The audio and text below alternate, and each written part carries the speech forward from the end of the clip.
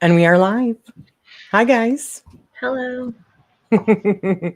All right. So while we are waiting for people to show up, let me make sure that there we go, that I muted those. Okay. Whoops. Hang on. Let me go to my channel really quick. There we go. And mute it. There we go. All right. We're set up. Wonderful. So I am here today with the beautiful Branddy of Hound Dog Hollow channel on YouTube. And this is our second month of doing this. This is a monthly collaboration. Hi, Maria. We are going to be going back and forth between the channels, and we're going to be talking about the new moon, what that new moon means universally, and what that new moon means for you also, based on either your sun sign or your rising sign, preferably your rising sign if you know it. But if you don't know it, then we can do it by your sun sign. And we will be talking about what house it affects you in. Hi, Sonia. And hi, Courtney. All right. So first things first, I am live on two different, I'm not sure if I said that already, on Twitch and YouTube. If you're seeing this on Twitch, I have my YouTube link down below. And if you're seeing this on YouTube, I have the Twitch link down below. I also have created for today's chat a reference chart to help you. Nice. As well as a spread, because this is a new moon in Aquarius. But not only is it a new moon in Aquarius, it's also a new moon in Aquarius in the sign of Aquarius. So we've got like a double whammy. So this is also a spread for you to do on something that we are in a mood of, what is it called? A void of course. Yeah. Yeah. And this happens directly after the new moon, which you'll see down below. That's the time of the new moon. Okay. Now, so if you're in Australia, it is actually on the 12th. Mm-hmm. The new moon is on the 12th for you. But other than that, it should be on the 11th for most other people. But those are the times for Eastern Standard Time and Pacific Standard Time, because I am in Eastern Standard Time and Branddy is in Pacific Standard Time. That's right. We're just trying to cover all aspects. Okay. Great info. So do you want to talk about really quick, Branddy, what this new moon means for us universally? Yes, I have a ton of stuff. So basically a new moon in Aquarius. So also we have 6 planets in Aquarius. So of course the sun and the moon will be in Aquarius, as Mercury will be retrograde in Aquarius, Venus is in Aquarius, and so is Saturn, and Jupiter are all in Aquarius. So there's a lot going on in Aquarius right That's now. That's like humanitarian stuff too, isn't it? So it's like really big picture stuff. It's big picture stuff. It's technology. Aquarius is ruled by Uranus, and when you think about the inner planets, right? Mercury is the planet of like communication. So we think of Uranus as an evolution, a higher level, a higher vibration of the same Mercury energy. So it's more of a transpersonal universal planet, whereas Mercury and the inner planets are really me planets, self planets. And then you transition to the interpersonal planets, starting with Leo, and Virgo and Libra and so on. And then finally you get to the transpersonal, the universal planets, which is your Uranus, which is higher level communication, altruism, technology, Neptune, which is like dream states, and Pluto, of course, are your big transpersonal planets. So lots of energy overall. Let me pull something up. Hold on.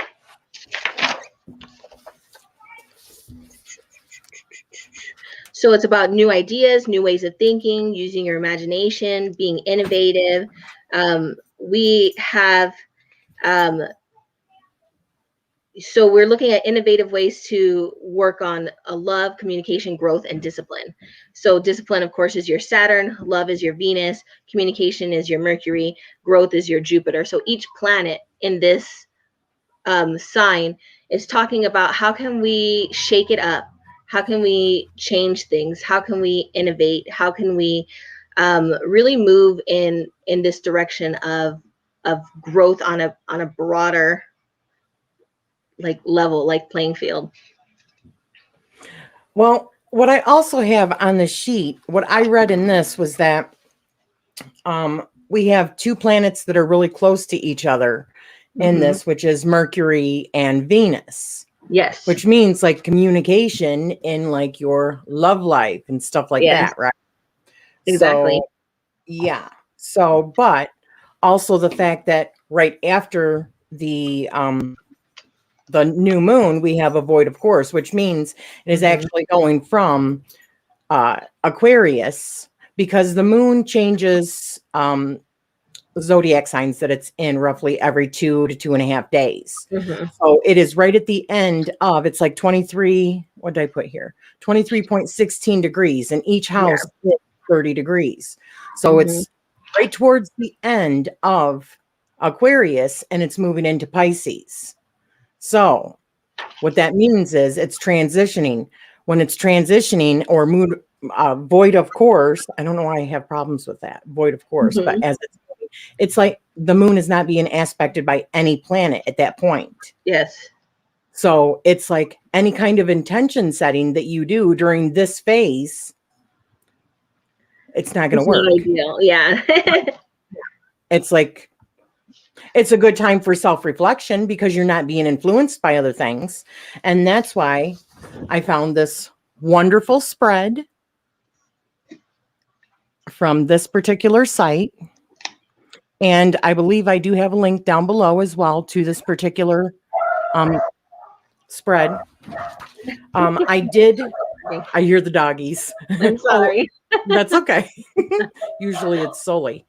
But I did put this PDF in the group for anyone that wants to print it off and use it. And please go and check out the Curious Card Slingers website. This is a wonderful spread that she made.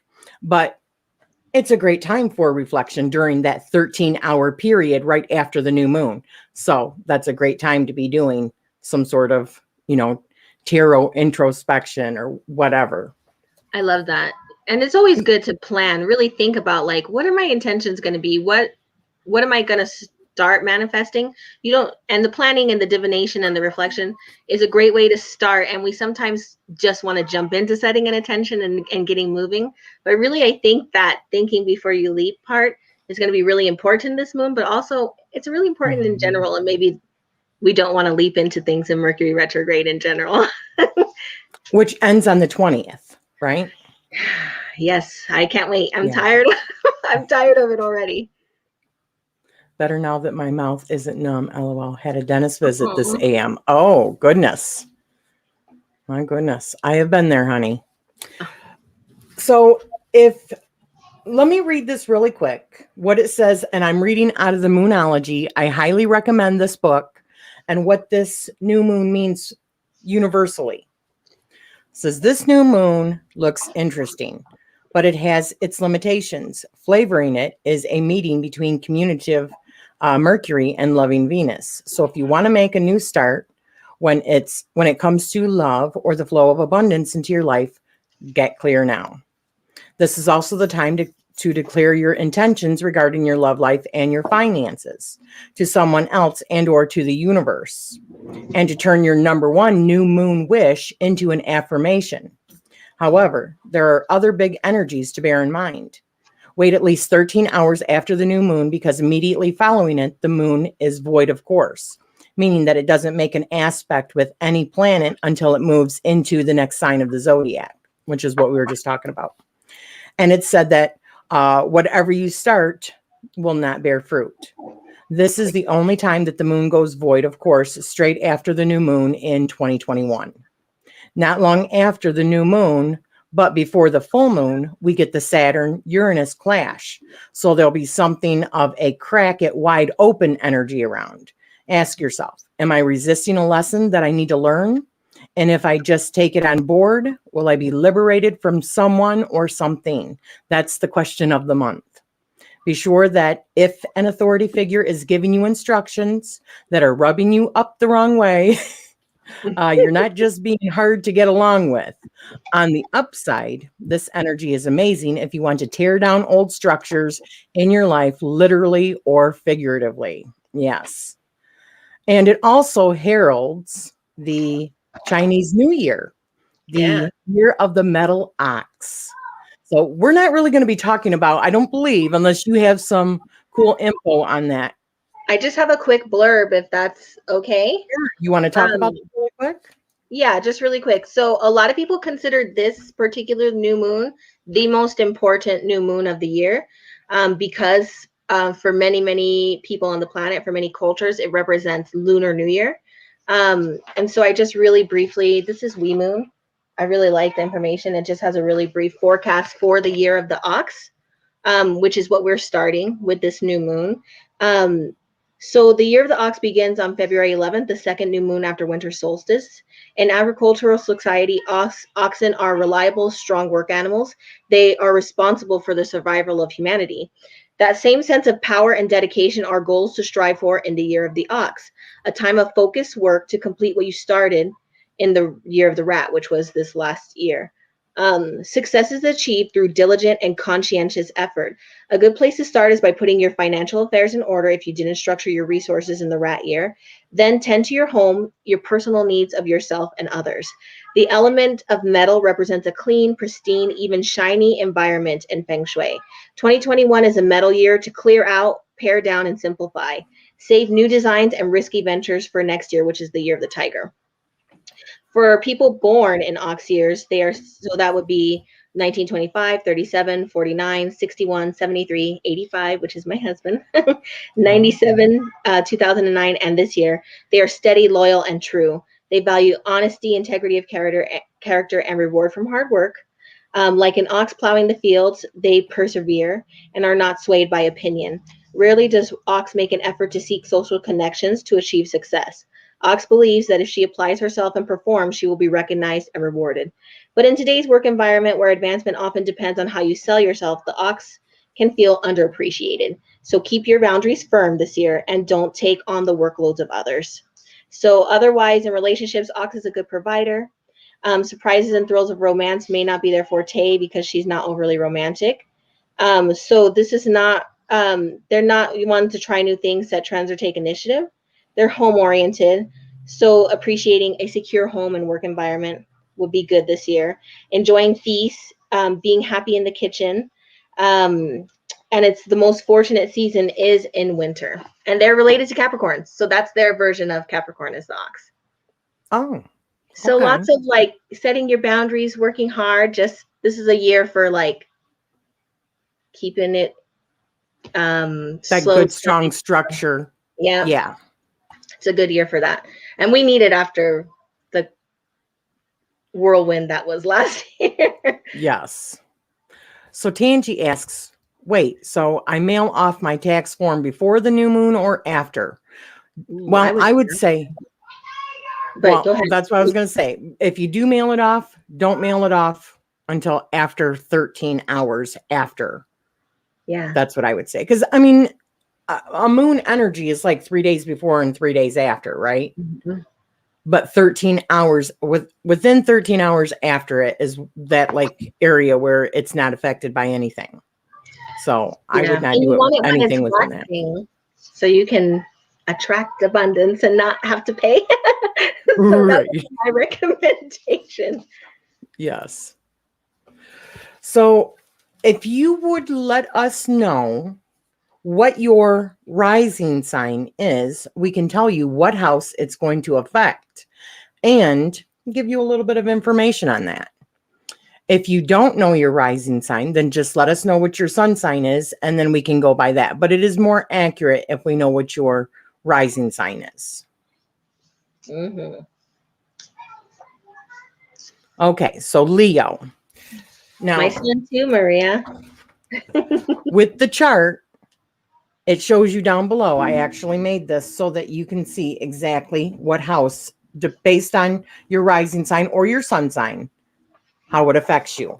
So for Leo, it would be your 7th house of partners. How appropriate, with it being right before Valentine's Day, right? And with it being with Mercury and Venus. So good communication skills in the love partner area. But let's see what it says in here. Unless you want to read it, sweetie. Whichever, we can alternate. Or I can read from the same information from the Moonery, because they should line up pretty If you want to easily. do that. Yeah. Yeah. That way we can just All right. inundate you with good information. So, how's your love life is what it says. There's a new moon in your love zone this month, which means that you're getting the chance to reinvigorate your love life. If you're single, this is the perfect time to move on from old loves, old dreams, and any old heartaches. If you're attached, you're probably aware of the importance of keeping your relationship fresh. And this new moon brings in fresh energy and a chance to think about some of the things that you and your partner can do this month. So there you go, honey. Yeah. And do you want to do Leo and yours? Yes. So this one works slightly different, but they end up being the same. Oh, hold on one second. Okay. Sorry. We get it. Life happens around us. I know. My husband's screaming for me. Okay. I'll be right. I'm so sorry. I'll just read the next person's. All right. The rising for you is Virgo. So that means it affects your 6th house of health, Tangi. So it says, in one way, this is a dull and tedious house because it's the part of your chart that's all about your daily routines. Not exactly riveting. However, this is also the part of your chart where you get a chance to tweak your schedules and routines so that, at the very least, your daily life runs in a way that pleases you. If minor changes are needed in these areas, this is a great month to put them in place. It would be much better if my Valentine's Day present wouldn't take a month to arrive. I know, sweetie. Okay, so, all right, so Courtney in Aries, you know what? Because she is over on, let me put that in there. All right, Aries and Western. So in Aries, that would be your 11th house of support. So what that means for you, Courtney, is the new moon in your 11th house relates to your friends and the things that you're wishing for. Having the new moon here is very auspicious for 2 reasons. Firstly, it means that over the coming 4 weeks, you are in a cycle when you can meet new people, so be open to having new friends in your life. Secondly, it's a hugely important time for manifesting for you. That's on the Aries side. Now let me do the Vedic, which you said is Pisces. So Pisces, it would be your 12th house of secrets. Hush. Stop it. He's over here growling. Ay, caramba. So their 12th house is, you're in a slightly strange cycle. Can you feel it? This month, the new moon is taking place in the part of your chart where you keep all matters hidden and spiritual. This can be a time when you just want to withdraw from the world, or if you're on a spiritual path, you might want to take time out from the madness to meditate. Know that the universe will deliver the messages that you need to hear. Interesting. So do you want to go back? Because I was just reading. Yeah. So the way that this one goes is like, you kind of have to know where your Aquarius is, and they will line up the same, because what it's looking at, both of these books are looking at where specifically this lunar transit. So all of the planetary movements are called transit, where it's transiting through your chart. If you are a rising Leo, then it should be exactly the same house that is going through. In this one, your Aquarius should be in the same house. So for example, if you are, I think we were talking about a rising Leo, and it said in Moonology that it should affect the 7th house. Exactly. And 7th let me house. double check to make sure what I'm saying is absolutely correct. So my kid is also a rising Leo, and it is his 7th house. So, for example, this moon will highlight a new beginning regarding your close relationships and partnerships. You could start a new collaboration, project, or job. You could take on and you can take an existing love relationship to the next level, get married, or move in together. How would you like your close relationships to be? What would you like to manifest regarding these aspects? Write your intentions down. So it's very similar to the other to Moonology. They're reading basically the same, just different flavors. And it's just saying you having a new moon in your 7th house. So new things are going to be happening in your house of relationships and partnerships. And what does that look like for you? Because Aquarius is not just about starting something new. It's about thinking about things in a new way. It's about like changing it up. But like we even said earlier, you said it's Aquarius is like in 6 planets or 5 planets are right now in Aquarius, right? And it'll be 6 so making too. whatever intentions that you're making could carry you through a long part of the year. I mean, it could like set the pace. Yeah. And that people who a large group of people who celebrate particularly Lunar New Year believe that this new moon, specifically what you set now, will take you through for the next 12 months. Very cool. So can you read what Tangie's was? Her rising is Virgo, and that would be her 6th house. We'll see if it still says the same for you. This is a great period for new beginnings regarding your health, lifestyle, routine, and work. It's an ideal time to start a new diet, add some workout to your routine, or make changes to improve your lifestyle and well-being. You could start a new job, take a course, or create a business with a relative of yours. What would you like to manifest in this regard? Write down your intentions.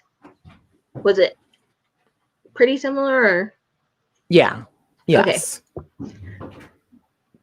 And then can you do Courtney's?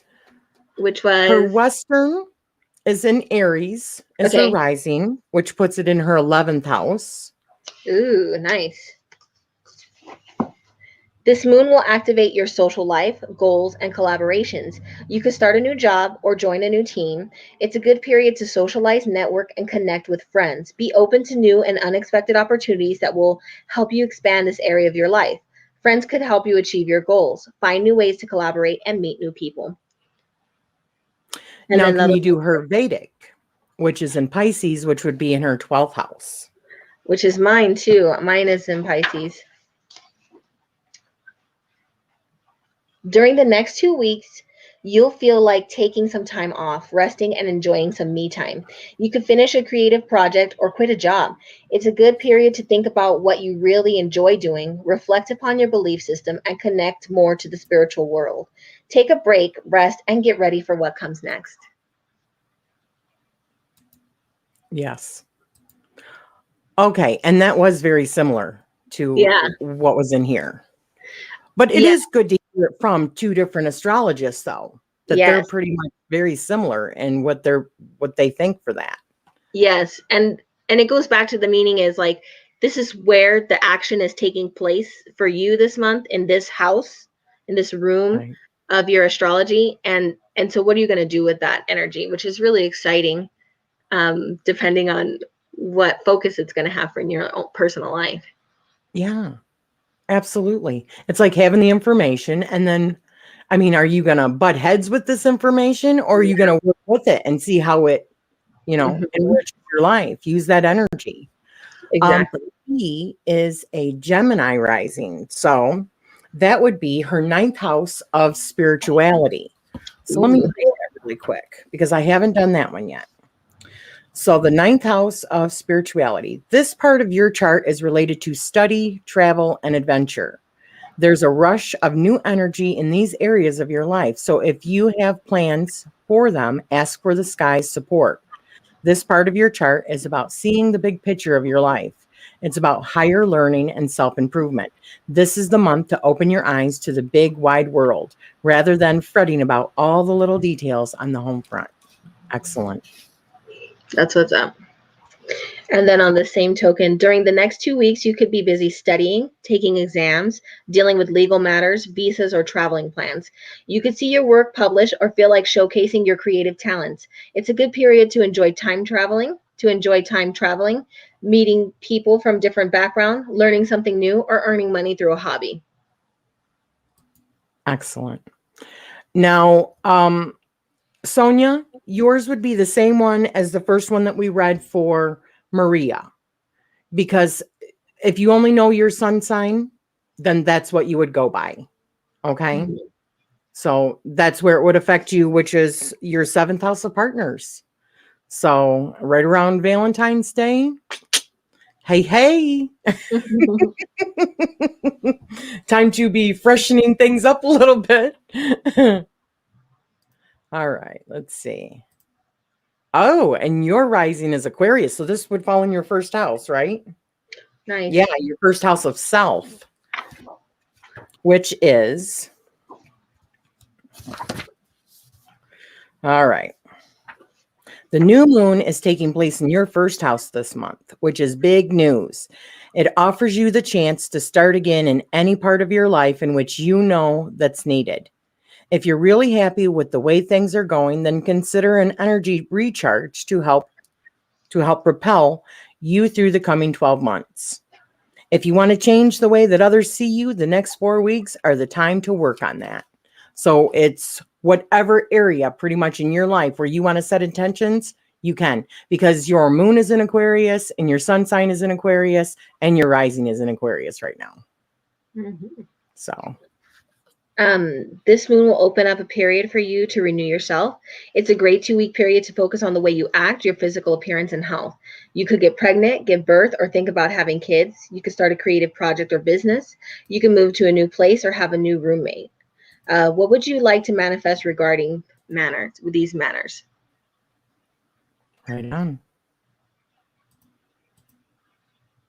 My rising is at the end of the 12th house. So my Aquarius is the 6th house and only 3 to 4 degrees in the 7th house. Mm. Well, oops. I'm losing my ears. Were you giving us your, no, because you're Cancer. Oh, do you mean in Vedic, honey? Maria, do you mean in Vedic? Let me see. I think she means, because this book actually goes by where the Aquarius is, right? And one is on your rising sign and one is where your Aquarius is, but I think it would still be the same. Didn't we say, oh, no, it would be different. She's right. So if her rising says that it's in the 7th house, but her Aquarius actually is in the 6th house, then it would be a little bit different in this book. It would be, this is a great period for new beginnings regarding your health, lifestyle, routine, and work. It's an ideal time to start a new diet, add some work out to your routine, or make changes to improve your lifestyle and well-being. You can start a new job, take a course, or create a business with a relative of yours.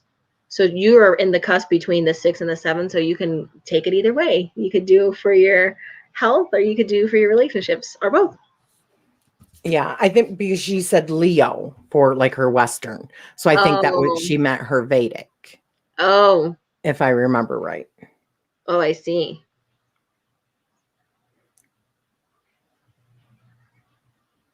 Okay. So I am manifesting unfinished important projects, and I met awesome people recently. Absolutely. I'm feeling a bit introverted too. Thank you so much, guys. You're welcome, sweetie. Yeah. Enjoy time traveling. Speaking of time travel, I have been going back in time in my dreams lately in my hometown. Interesting. I have been going back in time in my dreams or going in different times. I just talked about it this morning that I believe that my dream was like Middle Ages. Yeah. Oh, I'm sorry, sweetheart. Hi, Denise. Hi, sweetie. Rising in Libra. Okay, so your rising in Libra would put this one affecting your fifth house of creativity. So for the fifth house, it says, welcome to the house of fun. Have you been, excuse me, having a bit of that lately? If not, then the skies are strongly suggesting that it's time to get out and do a little bit of what you fancy. Could you use a restart in terms of romance, creativity, or kids? Identify which ones that you want to work on and draw up an action plan. What could you do to inch closer to what you want? Remember, the law of attraction means that we can't get what we want until we know what we want. All right, this moon will open up a 2-week period for you to focus on creative projects, children, love, and hobbies. You could start a new project regarding these matters or create your own business. It's a good period to express yourself, to try to get pregnant, date, or do something you really love to do. You could showcase your work or share your talents with others. What would you like to manifest? Very good. Okay, let's see. Yes. Oh, no, she said Leo rising in Western, but at the end of 12th house. So my Aquarius is in the 6th. Mm-hmm. Yeah. But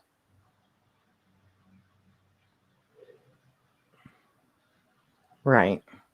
I mean, that's a little bit more involved, I think, than what we're doing here today. Just a little bit more. Let's see. I don't get all the houses stuff, basically none of it. Well, I am in my memberships. I am actually teaching the house systems, the planets, and I'm going on the third one, which has to do with the different signs and stuff like that. But essentially, your houses start with your rising sign. So that would be your first house. Each house, you have 12 houses, just like you have 12 zodiac signs. So your first house, being whatever your rising sign is, start your first one, and then you go around the entire thing. So let's just say your first, if your rising sign was Capricorn, so then your second house, your first house would be Capricorn. Your second house would be Aquarius. Your third house would be, Pisces, and then Aries, and it just goes right around. That's what starts it.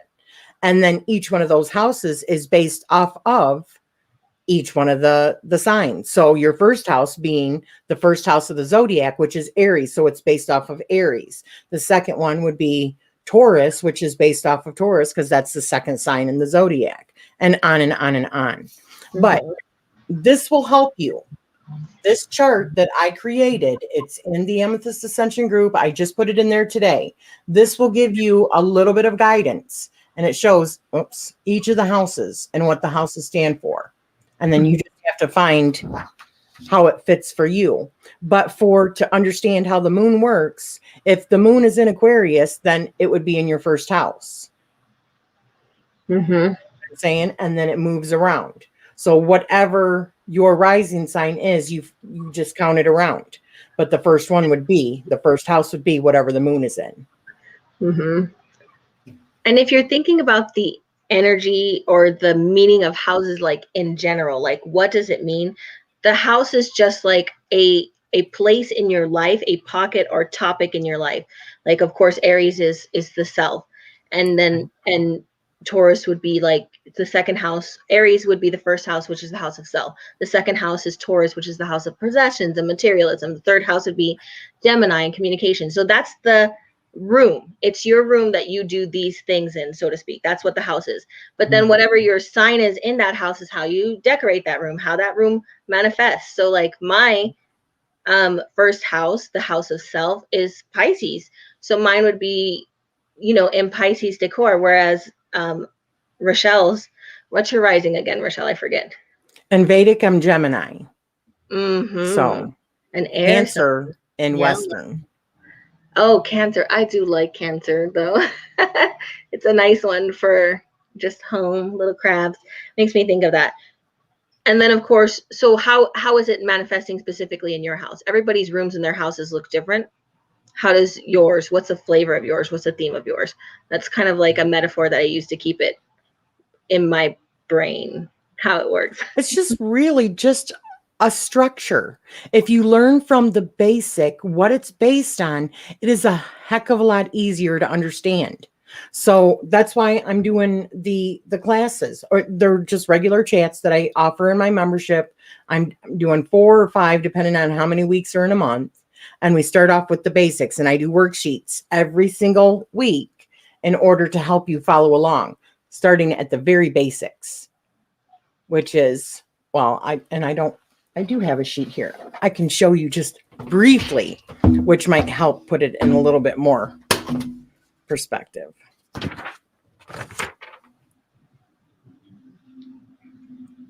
Mm-hmm. It's just like a cheat sheet kind of thing.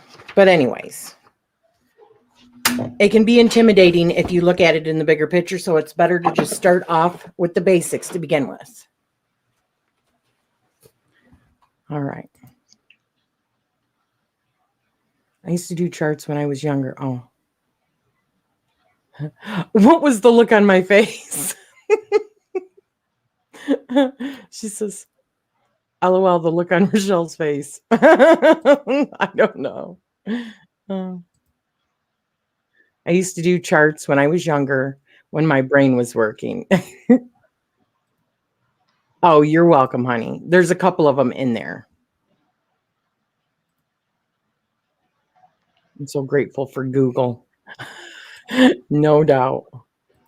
All right. Well, was there anything else that we could add, or anyone else that would like any information?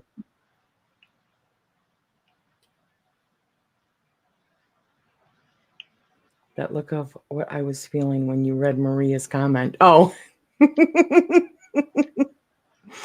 See, a lot of the stuff also, and that's the thing, there's different systems.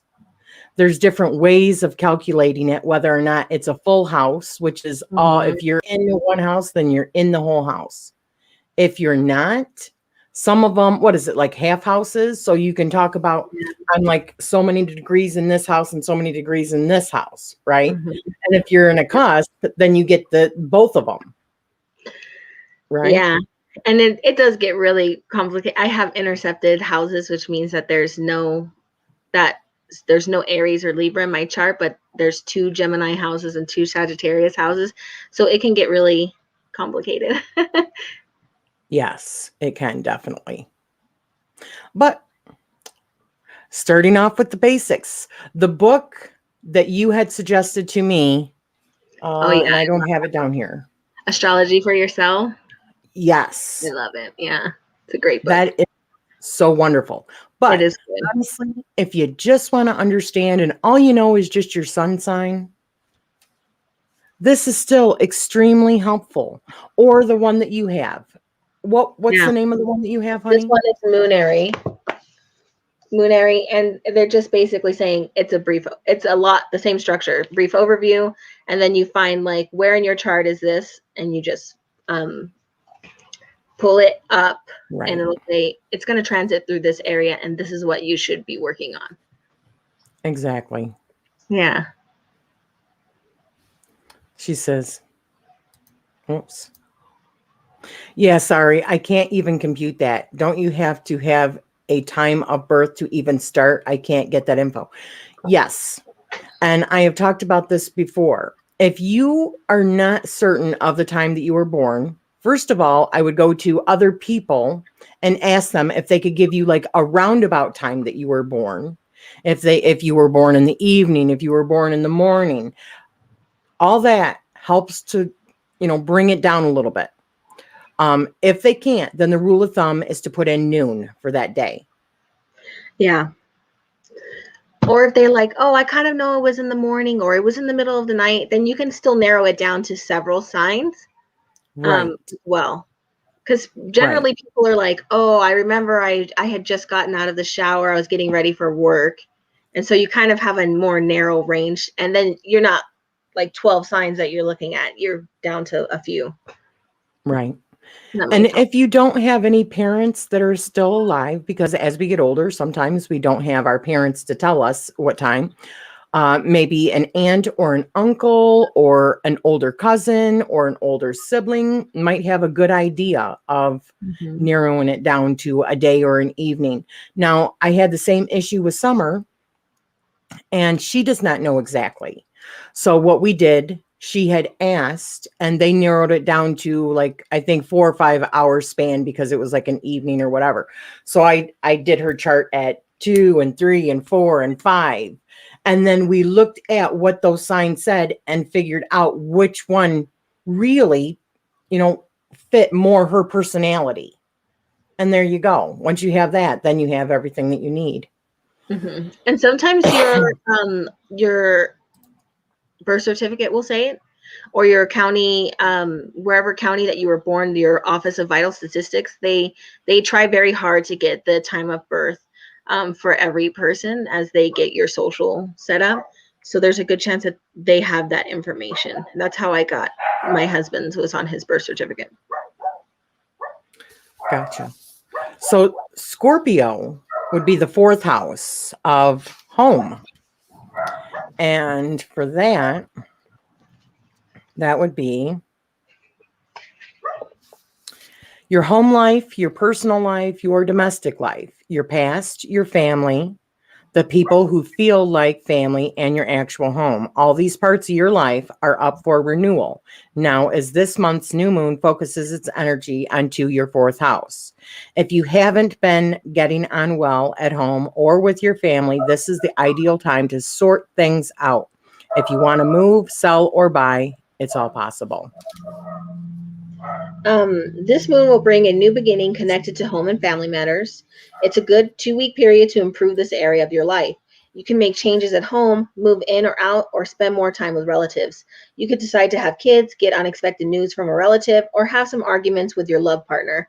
What would you like to manifest regarding this information? Try So not there to you argue. go. Yeah, I try not to. exactly. When Mercury's retrograde, if I already know that there's a good chance, I'll be like, whoa, let's step away from this conversation. Exactly. So is there anything that you would like to add, honey? I think we covered it for everybody who's here. I think we covered how specifically this new moon is going to affect them and what they might do or intention or set intentions towards. So I think that we got it, short of reading the whole book, which I don't think is very helpful. Right. Well, at least not for the people that are in here. I would just say this. If you're watching this back later and you put in your rising sign, or you want to know what your rising sign, how it affects you, go to the Amethyst Ascension group with this PDF.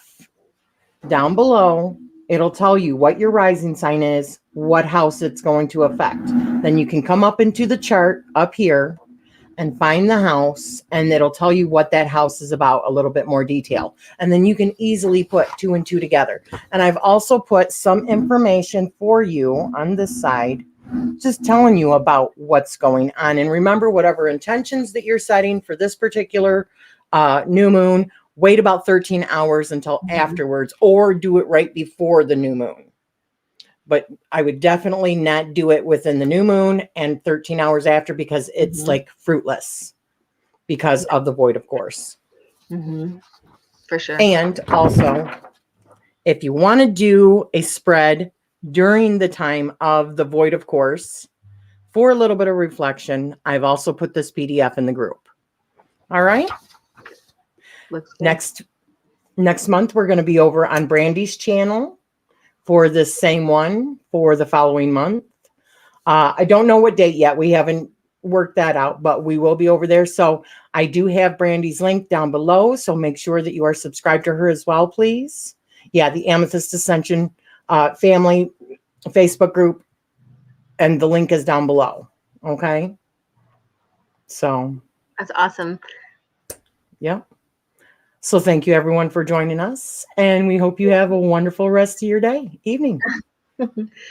Bye.